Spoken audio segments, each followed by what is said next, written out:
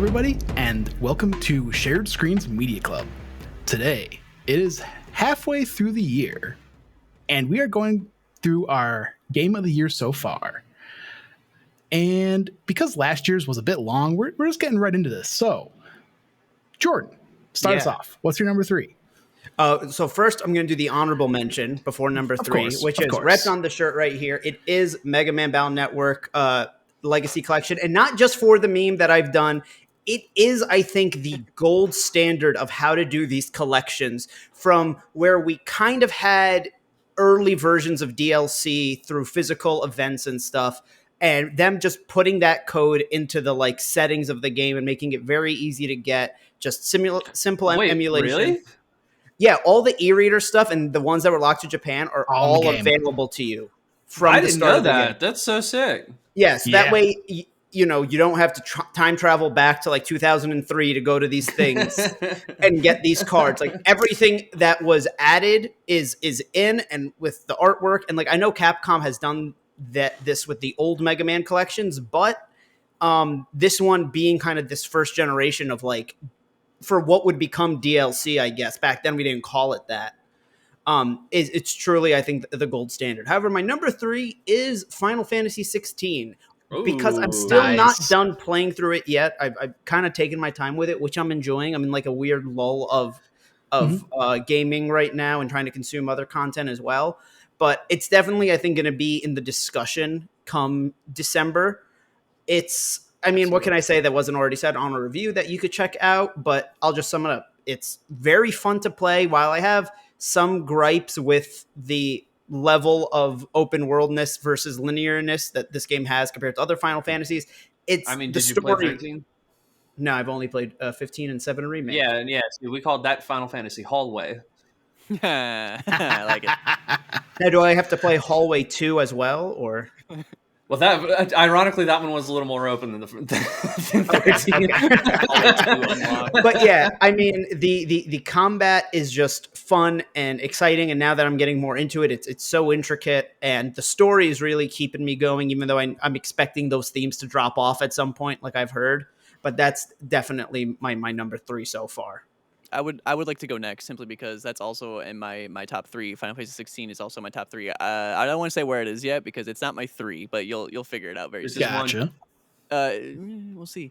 But I echo everything he's saying. Like for me, and this is going to be a hot take. Like this is the combat of Final Fantasy 16, the way it's integrated into the system and like how simplistic, but like how many layers it has on the combat itself. That's what I wanted God of War Ragnarok to be. But God of War Ragnarok to me had too many things for me to choose from, whereas this is like streamlined in a way where like it tickles my brain and I really like it. Like you have these dominants, and then you go in and you can move certain abilities from different dominants onto a plane of a completely separate dominant, and you can have 3 that you choose from. Jordan, just for the sake of us being here again, I think mastering abilities lets you put it wherever you want. I think. Because that's why I was able to move some stuff around. Anyway, interesting. Yeah. I would like to ask you a question, Austin. Yes, go ahead. Have you played any of the Devil May Cry series before? This is probably the worst answer possible. I tried the reboot. The DMC? Yes. Yeah. And I didn't like it. Super fair. But now that you've played this one, now that you played Final Fantasy 16, I'm just saying because you're talking about how cool the combat is and stuff. It's like, now that you played this one, I highly recommend giving Devil May Cry 5 a shot. Really? It's Steam Summer Sale. It's on now. It's like cheap. I think it's like $10 or less. Go pick up Devil May Cry 5 if you like the way this combat feels, because I mean it was the same combat designer, right? That did both games, but I mean it's when I played a Final Fantasy, I sat in there, I was like, oh, they just put Devil May Cry into Final Fantasy. I was like, that's literally what they did. So I think you would like that. So I just kind of wanted to throw that in there. The reboot was just titled DMC, yeah. Okay, and is that related to Run DMC? No. Okay. No. But you'll see you did want to run when you played the game, though, let me tell you. There's like a theme in like my top 3 where normally I'm like the story and like how things progress type of guy, but all 3 of mine have a gameplay focus, and the combat focus for Final Fantasy 16 is what draws me in. That's very interesting. I'll get to my number 3 next time because I took up a big chunk of time. So there we go. All right. I guess I'll go real quick. I'll go, since Final Fantasy 16 is just my honorable mention. Like I had probably about 3 or so different games vying for the number 3 spot. And since I wasn't on the Impressions podcast we did, I'm probably about halfway, maybe 2/3 of the way through the game, somewhere around there. And I'm absolutely loving it. The story just, every time you think you know what's happening, something in the story changes and just throws a wrench into everything, and just world just goes crazy. And I'm absolutely loving it. Like, the Titan Icon boss battle is as good as people are saying it is online. Yeah. Like, just Hell when you yeah. get there, you'll know it when you see it. But It truly is. Sorry, it truly. I'll be done after this. It truly is a mixture of like Dragon Ball Z and Game of Thrones, and then just action combat. And Oh, you're yeah. like, it's this is just it's so good. It's perfect. and what? Go ahead, Jordan. I was gonna say it gives the going Super Saiyan or hopping into your Megazord energy of like, oh, shit's going down when the icons come Yeah. out. And I'm the it's- only one here that hasn't played 16 yet, so this is really exciting. and it's it is cringy-ish. Like it goes right on that borderline of being cringy, but I don't think it But it's so ever. cool. I Well, don't that's think it Final ever. Fantasy. Exactly, that's what I mean. It's campy, not cringy. I would say that's a good word for it. But Yeah. if someone found it cringy, I wouldn't be shocked. But like, yeah, it's the right amount of it, and at just the right moment. Go ahead. Going back to the gameplay real quick before I get to my number 3, I just want to say, like, at the beginning of the year, I played through this game called Forspoken, and it does what this game learned from, I want to say, and actually gave you different power sets earlier on in the game. You didn't have to play through half the game to get different power sets. Oh no! But by the end of Forspoken, when you have like all 4 different power sets, and you're like get into that like flow state of combat, and you're like switching between different types of magic. That's honestly, like, this combat in Final Fantasy 16 is that just elevated, because Go ahead. Finish. Sorry. I was just saying, like, it's essentially like that feeling when you have that Forspoken, but just earlier on. So It's scary how similar it is to Forspoken, and I didn't mention that on the reviewer. Like, you're getting multiple sets of powers that are kind of identified by colors, and there's this weird thing taking over the land, and it's like the reverse magic, or Right. magic doesn't work. Like, it almost sounds like Forspoken was like the alpha for Final Fantasy 16. Whoa, that's awesome. Yeah. And before I move on from Final Fantasy, I just want to say they actually made Torgal, which is like the dog, like the wolf hound thing, a genuine character. And I'm like, I fucking love this. It's so good. All right. So my number 3, a little game called Street Fighter 6. So, like, we had a review on that. Go check that out. But like I've said many times on content before, I've enjoyed some fighting games, but I've never like gotten into a fighting game. This is the first one I've actually gotten in there and actually felt confident enough to go into ranked.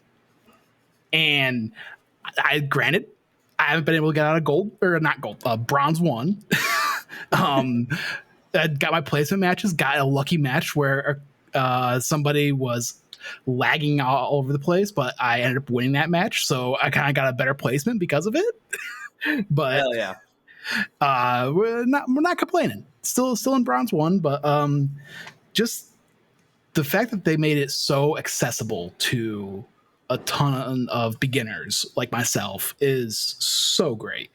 And honestly, we gushed enough about it on the review and our shared on the SmackDown tournament. But this game is truly one of the best fighting games of all time. Yeah, it's amazing how approachable it is for players. Like I cannot understate that or overstate that. Like, it is the equivalent of, like, if you want to try fighting games, this is the game to go. Like, there is no other option. It's this one. This is the one. Just maybe check out World Tour. Just check it out. I put like 4 or 5 hours to it for the review, and I haven't gone back since. I'll talk about Street Fighter later. Alrighty. Yeah. And Chris, how about you tell us about your number 3? Yeah, absolutely. So first off, I want to throw out an honorable mention. I just have the one, and that is for Resident Evil 4. Because that remake is really damn good. Capcom doesn't miss. Resident Evil 4 was already like one of the greatest video games ever made, right? And then they put out a remake, and in my personal opinion, put out a game that I think is every bit as good, if not better, than the original version of it too. So while it's not on my top 3 list, because all of the games this year I think are like the best ever in their respective series, right? And it's kind of absurd how many times that's happened this year, Resident Evil 4 included. It's still a really, really wonderful game, and came out really early, so I think a lot of people have forgotten it came out this year, and I want to make sure that Resident Evil 4 got its love because it's really fucking good. I totally agree. Like if I had an honorable mention, that would be my number 4, and it's only a number 4 simply because it's a remake. Not that makes it bad. I'm just saying that's like the one I've played it factor before. I put into like these other 3 games are new. You know what I mean? Yeah, I mean, yeah, it's like it's one of those things. It's that Resident Evil 4 remake is probably on like my top 10 all time games, right? Yep. Along with the other 3 games that are on this list today. As someone who played it for the first time, like I would give it a 10. Like it's that good of a video game.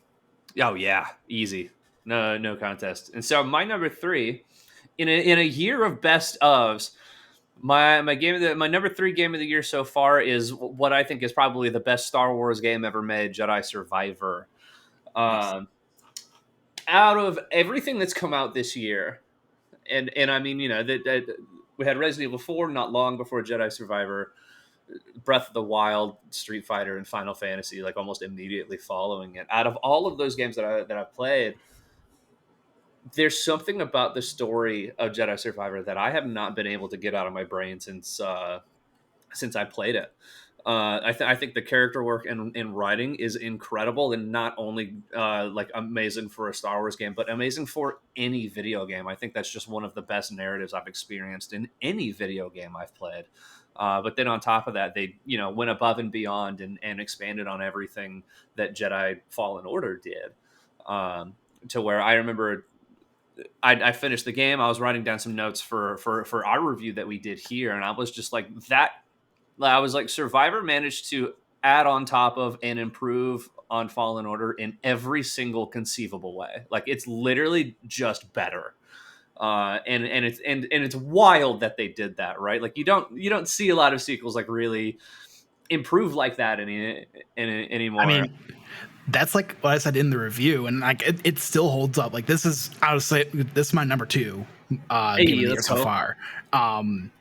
We're gonna have a very similar list, you and I. Yes. But this game, like I said in the review, is essentially what Assassin's Creed to Assassin's Creed 2 was. Yeah, that's like right. That's really the way I would put it. Everything they did with this game, the customization, the open world of Kobo. Oh, Kobo, yes. And then no spoilers, but just the mining droid on Jeddah. Like legitimately one of the best gaming. You guys were talking about the Titan fight, right? To where I'm sitting here, I'm like the fucking mining droid on Jeddah. Like dude, I was I played it at 2 a.m. I was sitting there, I played it. The sequence finished. There's no one else in the room. I sit there, I put my controller down in front of me, and I say out loud, "That was the coolest fucking thing I've ever seen." I was just like that. Game, like legitimate, I did the same thing. I put my controller down. I think at that point, because I know Jordan had finished the game, I just texted or like DM'd him, just being like, "This segment, like one of the best gaming moments of my life." Yeah, I got through that game faster than I really thought I would, but it's also my number 2. But sorry, Chris, were you about to go? Oh no, it's I just kind of wanted to touch on the mining droid thing again. So where I think Greg Miller put it really, really well. To where it's like I think it hits so hard for so many people because it's still gameplay. It's not. It is a scripted event and doing all those things, but you're doing everything in there. And if you don't, it fails, and you have to do it again. And that's part of what makes that so impressive because there's a million things happening during that sequence, and it's incredible. But yeah, on top of that, like you're saying, the customization and everything, the story, it's a really, really great video game. I'm a little bit of a Star Wars fan, and so it was nice to get another really, really good Star Wars game. Real quick, I'm just going back to the mining droid thing. Like, hearing so many people hype up, kind of just for me that comparison between the mining droid segment and then the Titan boss fight.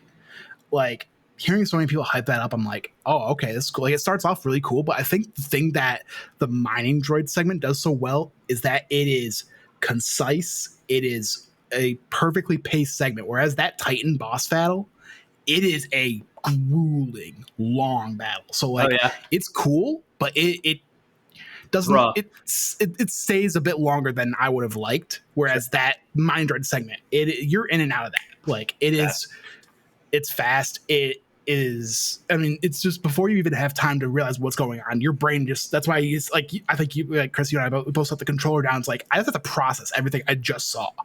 No, yeah, it's one of those things where it's like I can't play that right now. I can't play more right now. Like, hold on, what did I just experience? Yeah. Like it was so good. And there's so many moments like that too. There's another one later in the game on Jeddah that I don't want to spoil. Of course, the ending of this game is every bit as good as the ending of the first game, and just the overall improvement to combat, especially, I think is what's the most impressive to me outside of the narrative. To where you have not one, not two, but 5 different ways to swing your lightsaber, right? And all 5 of them are rad and serve different purposes and upgradable in a way to where if you're not really liking one, you can drop all your points, go somewhere else. Like you don't have to. No one playthrough will be the same. Yeah, and I like the way that they kind of balance them to where it's like you don't have to invest in any one particular lightsaber stance either. Like you have the freedom to kind of like find the ones that you're the most comfortable with, and then progress through the game with those. And that's really cool. And there's free respec once throughout the game. So if you kind of dabble in all of them, and it's like, oh, I like this one and this one, then you can respec all your points to go just into those 2 trees and get the higher abilities. Yep, which I did, and it was rad. Love that game. Yep, so yeah, shout out Jedi Survivor. Great game. My personal number 3 game of the year, and I would like to request. Ooh. Can I start off the number 2 spot? Austin still has to give us 3. That was. I just want to put this out there. It's like, can I start off the number 2 spot once we get there? Okay, cool. Thank you. Yep. Also, I apologize. Right. Awesome. I gotta shut off the camera for 2 seconds. Yep. But I'm still here. I promise. I'll do a quick and concise. My number 3 is Diablo 4.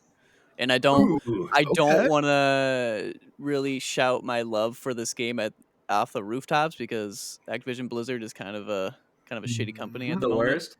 Yeah. But this game rocks, man. Like the this is my no life game. Like this feels catered to a console for the first time, and it totally is, and you feel that, and like the amount of like it's kind of similar to the sense of Final Fantasy where you can kind of just play with your movesets, but I feel like this one is even more just that, and it's like again focusing on the combat.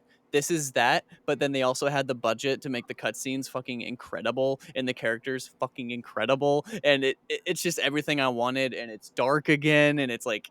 I loved it. I played Diablo 2 Resurrected to like get ready for this. I was like, man, Diablo 2 Resurrected is a good ass game. Nah. Diablo 4 is like the definitive Diablo, and I love playing it with my cousin because like my cousin in my family is someone who he is who I play games with. I see him like a few times a year, but he is who I play games with. And he's like, I'm like, you gonna get Diablo? And he's like, maybe. I got Diablo. I'm like, you're fucking buying Diablo. And he's like, all right, I'll buy Diablo. And I love it. And then he gets his friends in, and I don't group up with people a lot, but it creates that environment, and it just works. He's on Xbox, I'm on PlayStation. Like it works super swimmingly. The one thing that is driving me nuts is that living with Hallie's grandparents in their basement, the Ethernet cord for what I use to the Wi-Fi router, it disconnects for like half a second every once in a while, and when you're doing that in Diablo, you just disconnect. Oh jeez. Yeah, to Diablo's credit, every time I've come back, I have lost 0 progress. I mean, the exact same spot with the exact same dead bodies, with the exact same like gear and everything. It happens way too often, which is a thing on me. Like I'm disconnected because of I'm cheap right now. I'm using an Ethernet cord that is probably not the best, but every time it has happened, I come back and everything is just perfectly pristine the way it's supposed to be, and I cannot say that enough. Like that is a huge accomplishment because that is not a given in any like today's games at all. So like, good job. Love it. Do you have a? Okay, I'm good now. Sorry. People talk about Diablo 4 in a I know life game. in kind of in the way that people used to talk about Blizzard, right? Pre-Activision, where they were sort of like the kings of their domain. Of course, they had a lot of shitty stuff going on behind the scenes that we didn't know about at the time. But it's like they don't even on the game side though. I mean, look at how hard like Overwatch has fallen off, right? And all of these other things that they have sort of like gone to seed. Even Diablo fell off for a little while. You remember Immortal, right? Did you guys have phones? Never once if I had a phone. But when Literally got Immortal booed at their came own out- conference. I played Yeah. Immortal and I liked it, but then I was like, Yeah. It was received well when it came out, minus the like Yep. egregious Unbelievable microtransactions. But like every mobile game at this point, worst in the industry, and if so that it's just wasn't kind there, of it'd be great. it's cool to see, to at least kind of see that sort of turnaround, right? Like that's the kind of thing that I'm expecting. Like if Microsoft is allowed to purchase them, they kind of get to have a bit of a purge of the company and then ensure that they're making good games again, which is really, really interesting. I haven't played 4, unfortunately. I did play 2 and 3 a lot, but yeah. It's like the combat of 3 refined with like the grittiness and storytelling of 2. Which is wild because the combat 3 was awesome. I know. Yeah. But this game is better. That's so cool. That's so cool. I love it. Alrighty, Chris, you want to start off with number 2? I And do last want to thing- start off with number 2. last thing. I'm sorry. Wait. I'm so sorry. It has the same voice actor as Final Fantasy 16, which is the voice actor who plays Sid is also in Diablo 4. Oh, yeah. Hell yeah. It's the best voice. Like the way someone described it on Twitter a while back. Again, I do not remember who said this. I cannot give you credit. That is my fault. It's like pouring honey over thunder or something like that. And I'm like, oh, that's just Yeah. like the coolest compliment you've ever heard. He's got a hot voice.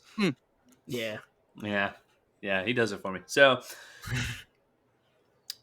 this one might be a little controversial, and I want everyone watching to remember that these are personal lists, and Yes. I have another game number 1 for a reason. Okay, but like I said earlier, this has been a year of like best ofs, right? Every game that comes out, and that I've played ends up like being just not only one of the best games in their series, but just one of the best video games I've ever played. This has been an absolutely banger year, and my number 2 is a video game that I think is an only achievement within its own series, which is already kind of like this premier series, like always well known and loved for putting out really, really good games, but also just one of the best video games ever made, and that is The Legend of Zelda: Tears of the Kingdom.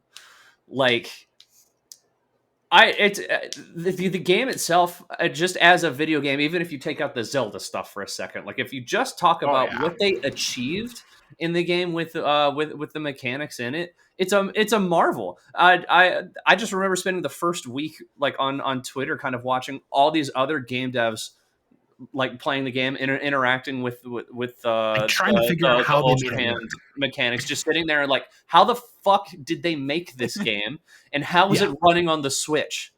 Like the puzzle design is ingenious, especially because it's something that I said about Breath of the Wild too, which I was like, how did they manage to think of everything? Because it felt like in Breath of the Wild there was no solution that I could put out there that Nintendo didn't plan for and had like a little surprise kind of waiting for me, no matter like what I attempted to do at any point in the game. And Tears of the Kingdom ratchets that up to 11 because there's a million ways to solve every single puzzle in the game. It all comes down to your own ingenuity and creativity, and yet nothing feels like it wasn't there like on purpose, right? Like it feels handcrafted, so they could be like, here's tools, go play. Yeah. And then on top of that, they went, oh, so you like Hyrule? Here's a second Hyrule underneath it. Also, there's a third Hyrule up in the sky. Like, the level of exploration, again, on a Switch game, is unreal. There's so much going on. The game is 16 gigabytes. How did they do that? Jedi Survivor is like 120. Yeah. Granted, there's 4K textures, but that takes up a lot of room. But still, 16 Still! gigabytes, that just blows Which my one of mind. them has loading screens, though? Boom. I'm kidding. Survivor definitely has loading screens. Survivor has a lot of loading screens. Yeah, it does. Survivor has a ton of loading screens. Zelda, you load in once, and then you just play the game. Like, I mean, unless you fast travel, what kind of nerd fast travels? When you can build a rocket. I'm not wasting those. It's just fast travel, especially when I have to get across the map. I'm lazy even in video games. Me too. And so it's like I know I'm like absolutely singing this game's praises from the heavens because it deserves it, and I know it sounds like this should be a game of the year type of thing. I have a reason for talking about something else later, but like it's absolutely just genuinely crazy that this game exists at all, right? Yeah. It's a video game that shouldn't exist, that shouldn't work as well as it does, and then like so many other things we've already talked about on this own podcast, it takes everything that Breath of the Wild set up and it improves upon it, right? To where it's like I loved Breath of the Wild, and much like I said about Jedi Survivor, as I was playing Tears of the Kingdom, I was like, this is just a better game in every way. The story, graphics, the gameplay, it's like all of it. I think is an improvement upon the first game, which was already a 10 out of 10.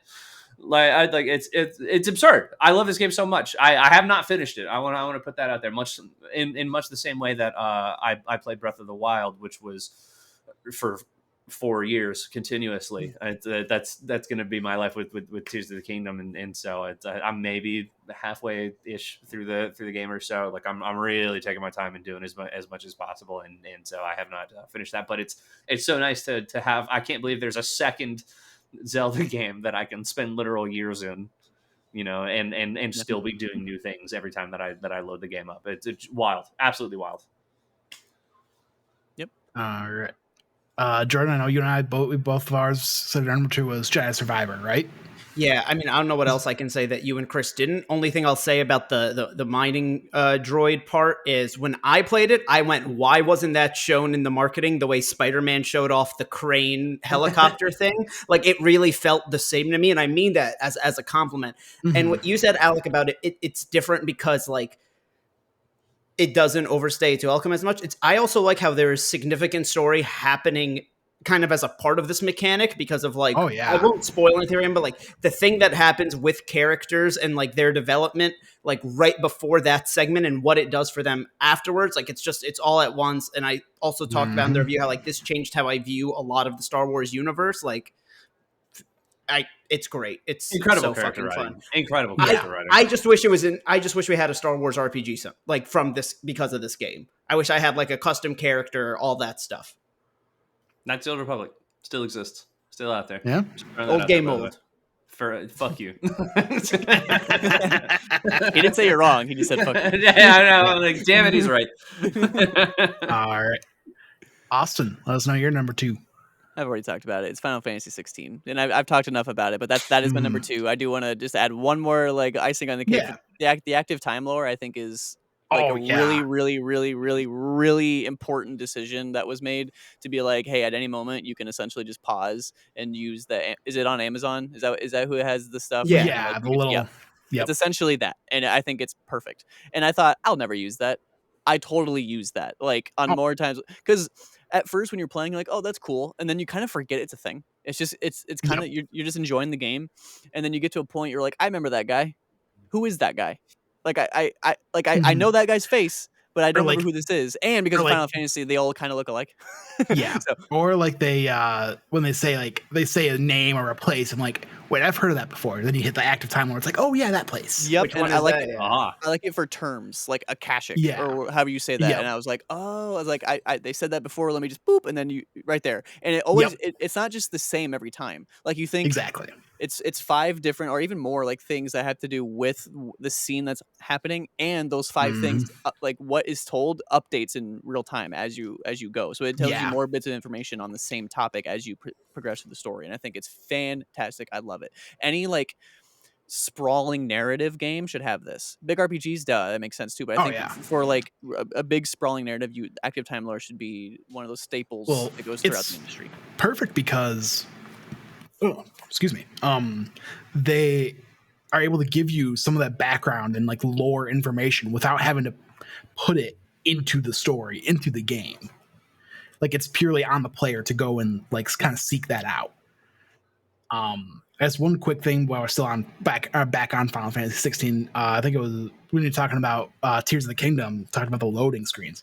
This game loads so fast. Like you hit X to start on the PlayStation, and you're like immediately into the loading screen or the select the main menu, hit that, and you're immediately into the game. Like there Also- is. Accept your fate. Accept your goddamn fate. That is the coolest moment in video games. It is Accept a the little truth, cheesy. I think. Accept the truth. Yes, accept the truth. Okay, That is alright, one of the fair. coolest moments in video games. That I was like, it's cheesy and it works and it's perfect and I love it.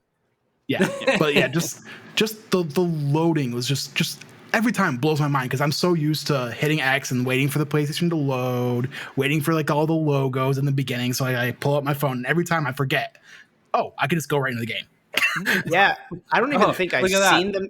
I don't even think I've seen the main menu because it's doing this thing where like PlayStation hasn't done it for every game, but like it kind of works like the Xbox. I forget what that quick resume where like I can pick up exactly where I left off in the game. No, I don't have to go through the intro or the title screen. Yep. Oh, see, I always close the app and put my PS5 in rest mode, so that's probably why I still see it. Oh, see, I fully turned the system off.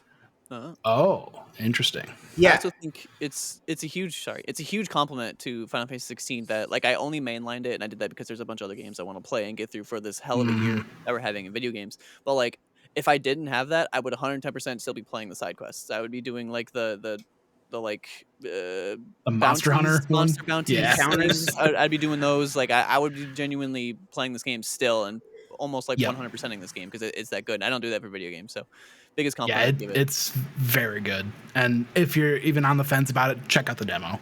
That'll change your mind. And the demo carries over, so like you're playing the first like 2 hours, and you just keep going. Yep.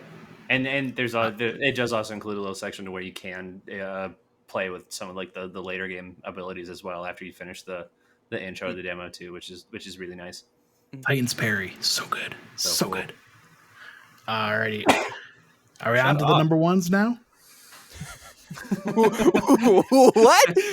Jordan's so fucking loud, I swear. I sneezed, bro. It's all right. I do it all the time. I love to. Thankfully, I'm friends with a lot of the people at work that I work with. So if I hear somebody like in the room next door sneeze, I'll just be like, "Shut up!" Oh, I do the same exact thing. It's such a reflex. So Jordan sneezes, I went, "Shut the fuck up, dude." Especially with my sisters, like rather than telling them bless you, I'm like, shut up, stop talking. I got to the habit once, and Brittany did it. I went, "Shut up." She went, "Excuse me." I went, reflex. Sometimes when I'm at work, I will sneeze, and I'm like, "Oh, sorry, I'm allergic to stupid," and I just keep going, and people are like, "What?" It takes them a second. Like, could you leave for a second? Because I'm really having a problem here. All right, so we're down to our number ones. So I have a feeling, Chris, you might be a little different. So let's start with you. Yeah, I might be a little different. So again, running theme is just some of the best games ever made. Fucking no intro. We talked about it already. My number one game of the year so far is Street Fighter 6. Like, Yeah, Shocking no one. I'm shocking absolutely no one. I know. I tried to. I did my best to hold on to it as like this big reveal. But like, if you follow me on any social media at all, you know how much I love this game already. Fighting games have such a special place in my heart.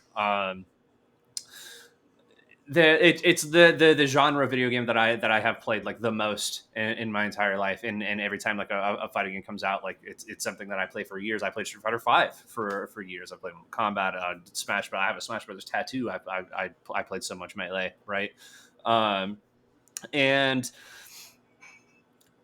coming off of 5, which was not the best at launch anyway. It got turned around, but you always have those sort of like middle of like, how are they going to fuck this one up? You know, like how, and in the back of my mind, I was like, no, Capcom's been on it. We got the team that turned Street Fighter 5 around. Like the Capcom hasn't missed in the last few years, but I was still like waiting for the other shoe to drop, and I now have around 70 hours in Street Fighter 6 or so.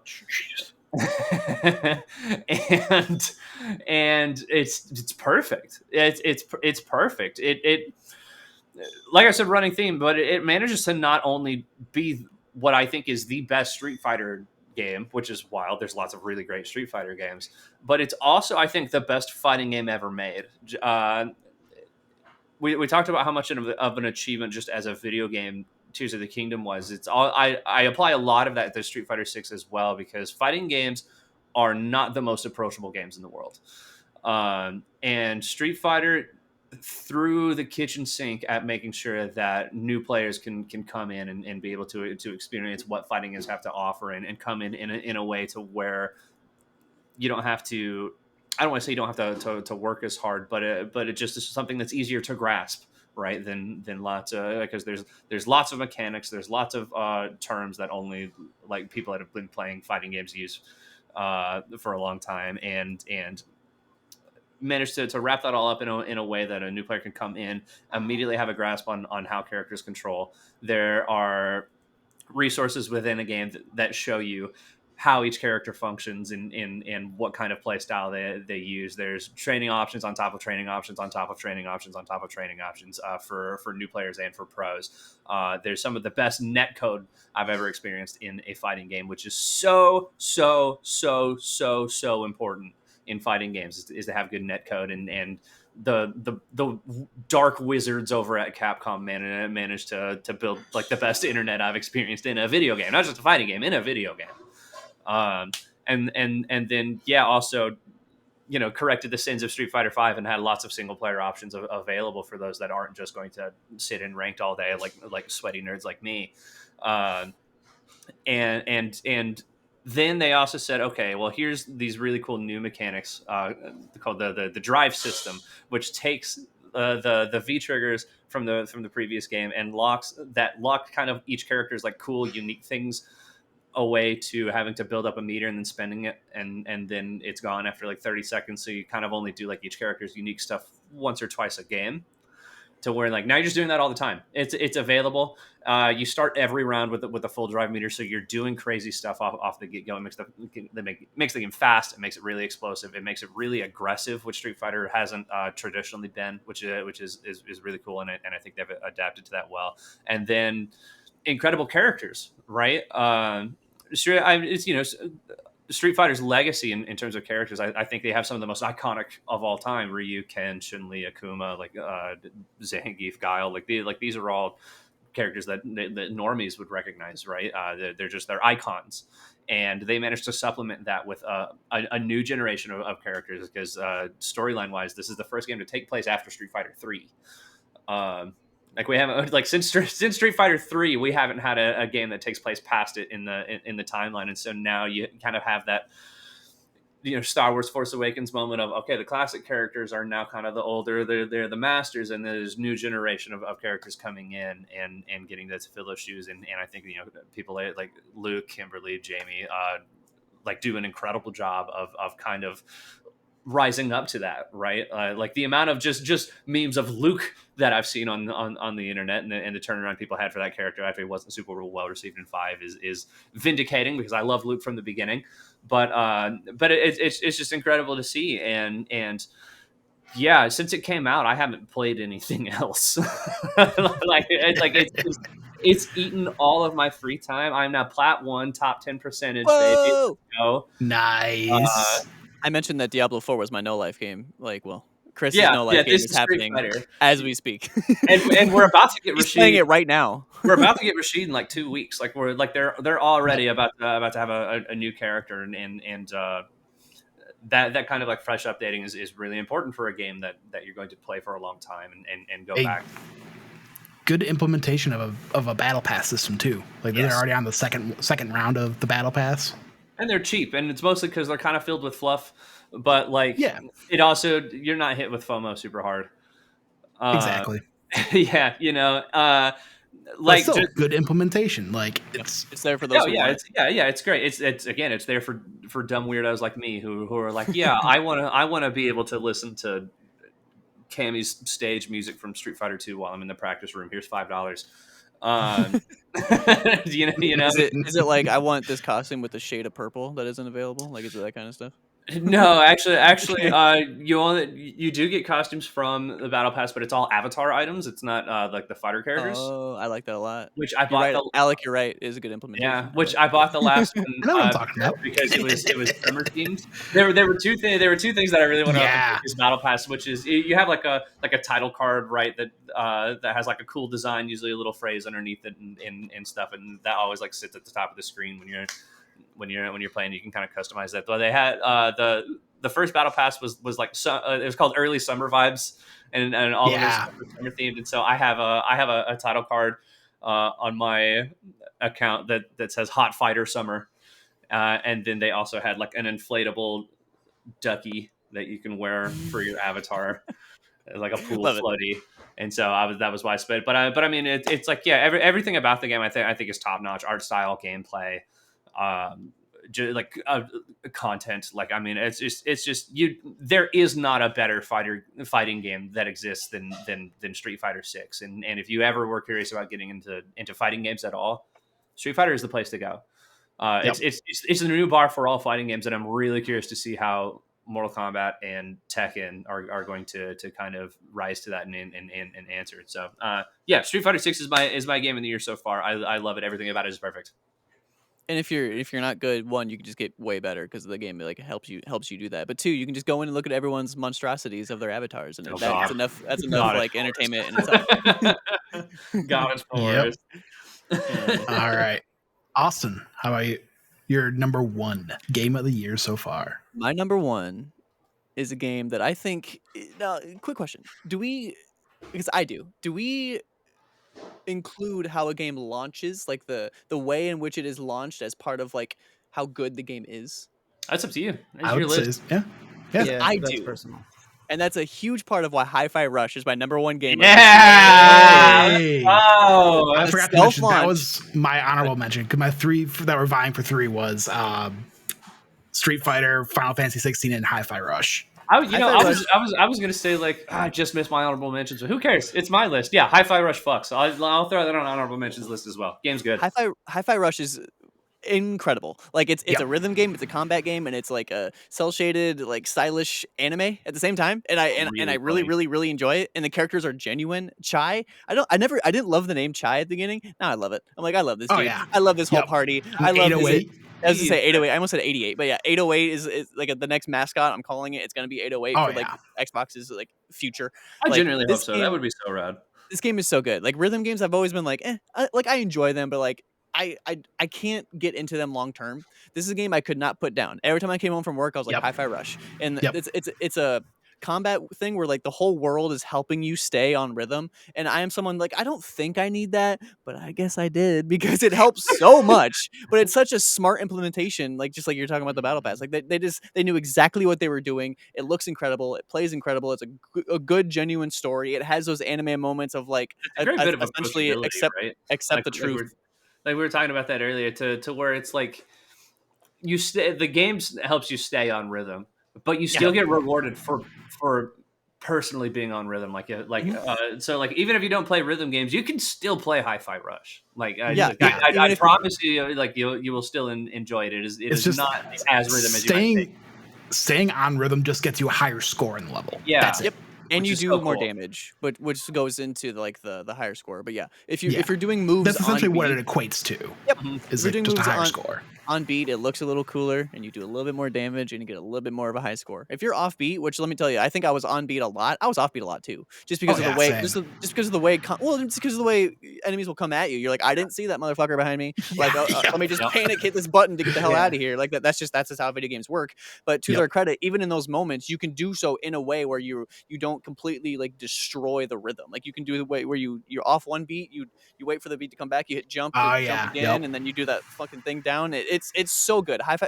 I might play the game again. And I don't replay games because this is, especially in a year like this, like I don't have time to be playing a game again. Hi-Fi It's Rush is one I short. might just play again. It's also It's a not that short long. one, yeah. Yeah. Like what, 8, But 10 hours, something like that? yeah, and it's such a good length, has a good launch, a Oh, good yeah. length. I can't think of a single thing that's bad about it. Like Yeah, at it's the a good game. beginning, I was like, at the beginning of it, I was like, I don't love the combat. Like it seems a little one note, which is funny because like Ah. it's a rhythm game. Let But him by the fish. end of it, I'm like, this thing is anything but one note. I love this. It's so good. There's an anime moment that I fucking loved near the end, where he essentially does a thing. Chide, the main character, does a thing where he breaks the thing, and then the whole party shows up. But it's good. It's Yeah. it's Yep. 110%. Like probably one of my top 3 moments. The top 3 moments in games this year, and we've had a banger year. So Hi-Fi Rush. If you haven't played Hi-Fi Rush, Game Pass. On Game Pass. Why Yeah. not? Yeah. Play it. It's worth your time. I promise. Even in a year like this, it's worth your time. Yeah. Yep. I played part of it, but it didn't sink into me the way it seems to have with everyone else. But maybe someday I'll try it again and I'll click with it the way everyone has. I doubt you will, but if you have time before the end of the year for Game of the Year talks, again, it's 8 to 10 hours. Like I really think it's worth I your can time. get through it quick. Yeah, it's really Yeah. good. Mhm. All right, Jordan, I think you and I have a very similar number one. But I'll let you go first. To take one of the Garfield. best launch titles, not just on the Switch, but in the history of gaming, and Yep. to expand on it in every way, in every possible sense, you go, no, it's what we did was just that was the alpha, and here's the the final iceberg. product. And that's why 1-2 Switch is my. No, I'm kidding. That was really good. That Yeah, was really good. No, my number one of the game of the year so far is Zelda. But something about me is that I actually don't predict this is going to be my game of the year come December. I know a lot of people are already joking of like, hey, we're going to have to do the what's the game of the year that's not Zelda. I don't predict that it's going to be mine. And because Breath of the Wild was my first Zelda game. I've played the Skyward Sword remaster and the Link's Awakening remake since. I'm starting to get more into Zelda. There's a few more I'd like to play. And I genuinely love Breath of the Wild. I'm in a weird place right now where I almost wish I was still playing it rather than Final Fantasy 16 because I need a podcast game currently because there's stuff I want to catch up on. And Yeah, that I tried doing the Final Fantasy 16. It doesn't work. with podcast, I yeah, it tried. I doesn't. tried. No. It didn't work. But and so I do think that what this will do that Breath of the Wild didn't do for me is I might go back, even though I've already beat Ganon, I might go back to that last save, just leave where I was, and just explore Hyrule when I'm bored here and there. And I know a lot of people talk about Breath of the Wild that way. Again, I wasn't like that. I don't think this one's gonna be my my game of the year at the end, just because I predict it's probably going to be Spider-Man if that game can do what Jedi Survivor did and just make it so much better than the first game. But I mean, I don't know what to say that hasn't been said anywhere on the internet. Like, I don't get how the game was made.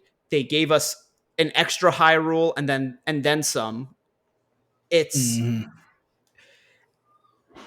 the only really gripe I have with it is, and I won't spoil anything, just there's a sequence of events at the end that took me out of like, I really thought I was going somewhere and building momentum. And then there was a whole other thing I had to do. And I was like, this is unfortunate. If it's all right, so it's Tears of the Kingdom is also my game of the year so far. And if it's a thing that I think you're talking about, I happened to stumble on that randomly. So I didn't have to.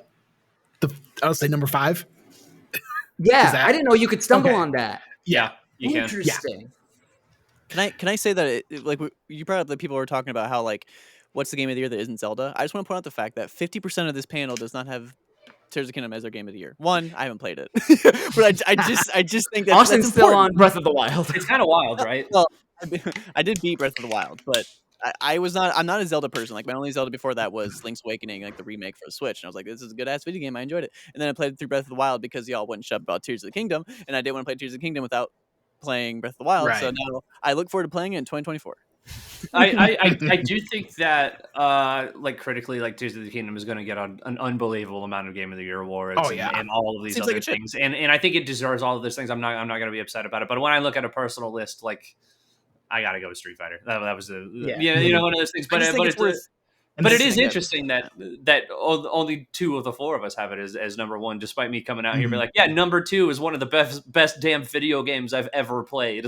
Like, Just want to say. And what a honestly, year. like, the way you are with Street Fighter 6, that's me with Legend of Zelda. Like Legend of Zelda, I've talked about it at length on many podcasts, but that franchise is like one of those is like the video game franchise for me. So Ocarina of Time is what got me into video games. Like just My like fault. when I wanted to get deeper into it, that was Ocarina of Time. Yeah, that was Twilight Princess for me on the Wii. It's followed So like there's absolutely no, with how good Tears of the Kingdom is, there is no way this won't end up being my game of the year. Like Starfield or Spider-Man 2 will have to do something insane Oh, to Spider-Man dethrone 2. Yeah, Tears of the Kingdom. Look out for Alan Wake 2, baby.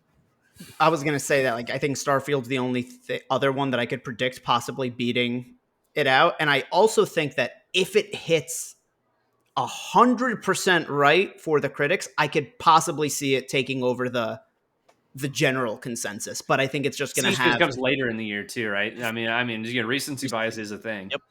I still Yeah. think, And even if Starfield is 110% what they set out to be, Tears of the Kingdom is still so good that Yeah. people were like, Starfield's great, oh yeah, but it ain't No, no definitely, yeah. yep. All righty. Well, we're coming up on time, but real quick, I guess we just go around the panel. Do you guys think your top 3 will remain your top 3 by the end of the year? No. No, because Spider-Man comes Absolutely out this not. year. Spider-Man and Starfield. Spider-Man's Ooh, yeah. Spider-Man's Yeah, gonna yeah. end up top 3. I can feel it, and I wasn't excited at all about Starfield until the direct, and now I'm really Mhm. excited about it. I can see my 3 being in my top 5 or 6 for the year, but Mhm. Mhm. yeah, at the very least, I think my 3 that I just mentioned could move around. So I'm not done playing Diablo 4. I Right. want to play more Final Fantasy 16. Hi-Fi Rush, I Mhm. might play again. So you Yeah. really never know. And can I shout out some indies real quick before No. we close out? Yeah. There's like a fishing simulator game called Dredge, but Oh yeah. I heard you about build that your one. ship, you Yeah, go it does fishing, really but good. at night there's a twist and it's scary and it's spooky. And yet if you're out like past midnight on the lake, this creature comes after you and it's great. It's worth your time. Okay. And then Have you played Dave the Diver yet? no, but that also looks incredible. I That Really looks I so fucking bought good. that. It's I don't even really know- I don't fucking even know- good. I don't even know how to explain that game. It's so many games in one. While It's we're- Subnautica meets Overcooked. Isn't it? But isn't there more to it than that? Oh Though? yeah, there's a like, lot more to. There's a million Yeah. things going on in the game. It's But wild, but it's really good. I Yeah. also want to shout Oh, out go ahead. Planet of Lana. Planet of Lana is like if Playdead and Ghibli got together and made a video game. It's fucking impeccable, and all the music is impeccable, and the art is so good. There's the only thing I There's didn't nothing love to about that. it is the last puzzle, but every other puzzle is Gotcha. great. The last puzzle, I think I'm just stupid, and I've said that on every podcast probably ever. But there are things that they try to hint at you in the last puzzle. And I'm like, I don't think that's coming off the way you intended. But anyway, so yeah, those are my shout outs for indies. Yeah. They're all really good. I plan to get to a lot of those. Actually bought a couple, being on Game Pass, or bought them from the Steam Summer Sale. But now that July and August are a bit quieter, got some time to hit the backlog. So Hell yeah. Yeah, quiet, it's upsetting. stoked for Mortal Kombat. I'm almost upset at how good Street Fighter is. That's just making me not as excited about Mortal Kombat 1. right, honestly, yeah, like I'm Mortal Kombat might honestly just be the ones like I did with previous Mortal Kombats, like play through the story. And Dip out. they good. Yeah, I almost wish there was more space there, despite them announcing it this year and then it coming out months later, which is a model that I love. Yeah, Starfield and Spider-Man look great. I think it's just what an absolute wild year in video games. I said it last December, and I'll say it again. 2023, best year in gaming. Yeah, Yeah. I said in the chat, I was like, if the year ended today, it would still be up there for best year in gaming. Oh yeah, Yeah. And I genuinely mean that. It probably wouldn't win because of that, but like it would be in the conversation for the first 6 months just alone. the first half. Yeah, Yeah, and that's absurd. And there's incredible. still more bangers coming. Like that's 100%. crazy. Like we all know that Avatar: Frontiers of Pandora is about to just obliterate all of Oh, our yeah. lists right now. Yep. December. Listen, December. highest grossing movie can become the highest grossing. Highest grossing video game. Let's go, Avatar wave. that's GTA 5. I can totally see it now though. Like Chris is gonna boot up Mortal Kombat 1 and be like, "Where's Luke?" I don't. Why I can no play as my Luke? boy Luke. Why no Luke? Listen, 0 out of 10. Scorpion's already in it, so it's going to be good. And they Yep. just announced Smoke and Rain today too, which is really Oh, I love exciting. Rain. I saw that Yeah. too. I like Rain was my guy. Alrighty. Well, thank Sorry. you all so much for watching. This has been a fun one. Let us know what your game of the year so far is in the comments down below, and we'll see you next time. Goodbye. Bye.